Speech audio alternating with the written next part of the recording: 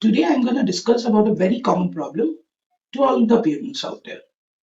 Many students know the answer, but they still remain quiet in the class. Today we will tell you why these things happen and how you can make your kid or children be smarter and confident in the class. For that, I'm going to introduce to you Mr. Partho, who will guide you. Hi, this is video number 3. This is about the shyness of little children, about how they have to overcome that shyness in school and at home regarding answering questions, regarding speaking in English, and such matters. Hello, sir. Hello. Actually, many children's parents they are asking a lot of questions like why do our children know the answer but hesitate to raise their hand whenever the teachers are asking question? It's due to shyness. The child knows the answer, the child would like to answer, but he's afraid of answering because he or she thinks that he might say something wrong, or he might not be able to construct the sentence, or he might make a mistake in pronunciation, or make a mistake in grammar. One of these, or all of these. Okay, so you are telling that shyness and hesitation this is the only cause that's why they are feeling. Well, it can depend on other matters also. It can be that the teacher or the instructor is very strict because of which the child is afraid. That is also possible. This is one of the reasons. Maybe lack of practice that Lack can of be practice also. is also there. Lack of practice or lack of knowledge is also there. Next question. Is fear of making mistake one of the biggest reasons behind this problem? Yes, indeed. If the child knows the answer, there is no other reason why the child wouldn't like to answer. It is the fear of making mistake and the fear of being judged by the teacher or the instructor. Suppose the student is intelligent. Why do some students remain silent despite being intelligent? See, intelligence can make a person or a child do a lot of things, but it is not something that can remove shyness or make the child bold enough. The child can understand a story very well, or do math very well, or understand science very well. That is where intelligence is required. But regarding shyness, what is more required is um, deconstruction of mindset where the child is always thinking that he is going to make a mistake, or he is going to be judged by the teacher, or somebody is going to laugh at his answer. This is something different from what intelligence can do. Here, a lot of practice is required, a lot of kindness from the elders are required, especially the teacher and the parents. A lot of sympathy is required. Empathy is required more than sympathy. How does classroom confidence affect a child's future? Is it important? It is important. The confidence really matters to every person. It's not just for the child. But for the child to be confident, as I said, empathy is required, practice is required, guidance is required, proper instruction is required, and exposure to an environment is required. These things matter a lot. If you just make the child learn by rote or make the child repeat something without thinking, then the child will eventually not be so confident because he is learning by rote. So an immersion in an environment of whichever subject it is, it can be English, it can be some other language, it can be science or mathematics, the proper immersion and repeated inquiry matters a lot. Okay. What happens psychologically when a child fears being judged? When a child feels being judged, psychologically he becomes or she becomes timid, apprehensive, afraid of saying what he wants to say. This is what happens, but it can of course be overcome. Okay. Can parents unknowingly reduce a child's confidence? How they can cooperate?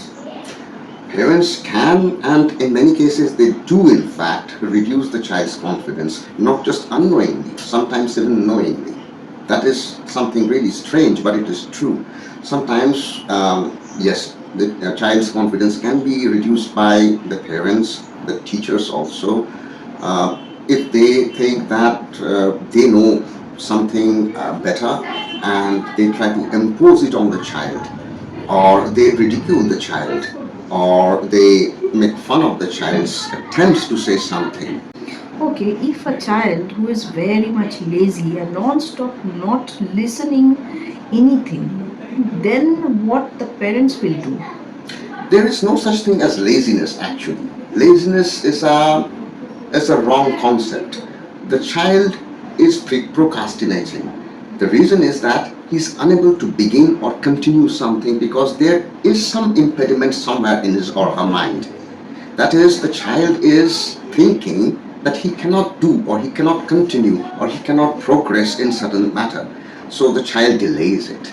He says that no, I am not ready. I need to sleep more. I'm not fond of doing this, because even though he wants to do something, he wants to study or he wants to prepare a speech or he wants to get ready for a play for the school function, but yet he is afraid that he might make a mistake, and that's where the laziness, quote unquote laziness, that comes into the picture. Okay, how can teachers encourage the shy students to participate more? By allowing the fear of failure. This is very important. The child or the student, it is not always so, but in many cases they are afraid of failure. And this fear of failure is put into the mind of the child by the peers, by the parents, and sometimes even by the teachers. So if the teacher or the parent or the peers, they can allay that fear that it doesn't matter if you are going to fail once or twice or thrice, you can carry on attempting and eventually you will succeed.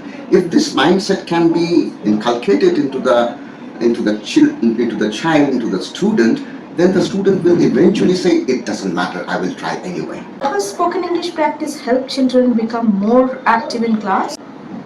Spoken English, practicing any language, any communication mode helps the child to be more active.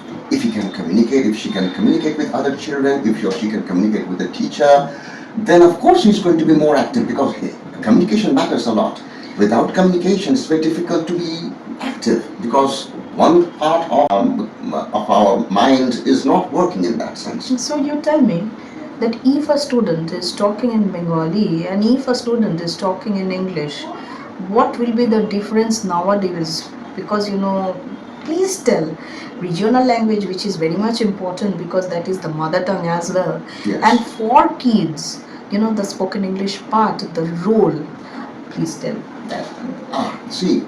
Regarding regional language, a child speaking to another child in Bengali, which is wonderful because it's mother tongue, they can of course communicate with each other. But when it comes to a child speaking to another child, say the other child is from Tamil Nadu or from Kerala, in this situation the communication is going not to be so easy, because the Bengali child is not going to be able to communicate with the Tamil child or the All they are talking in Bengali.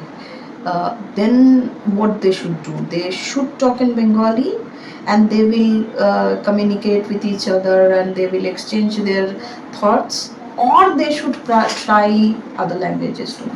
They should always try some more languages, not just one language. They should try to speak as many languages.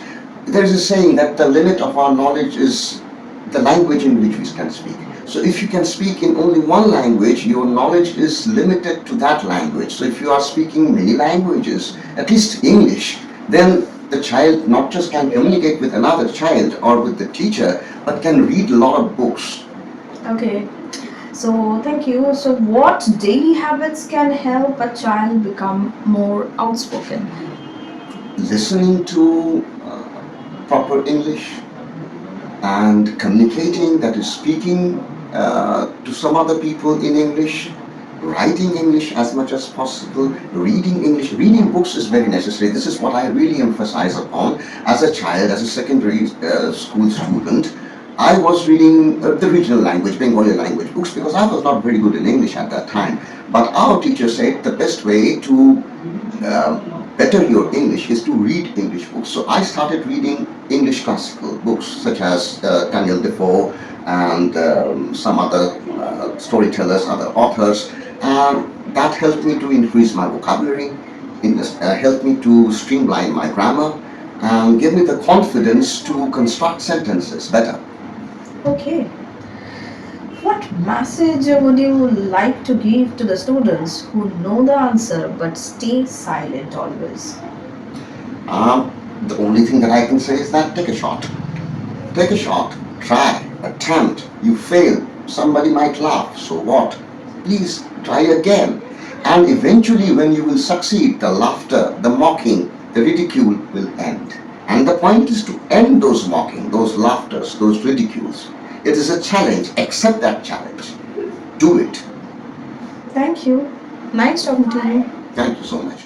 Next comes video number 4, and it is about the job seekers and their problems and troubles regarding getting job, facing interviews, and searching for jobs.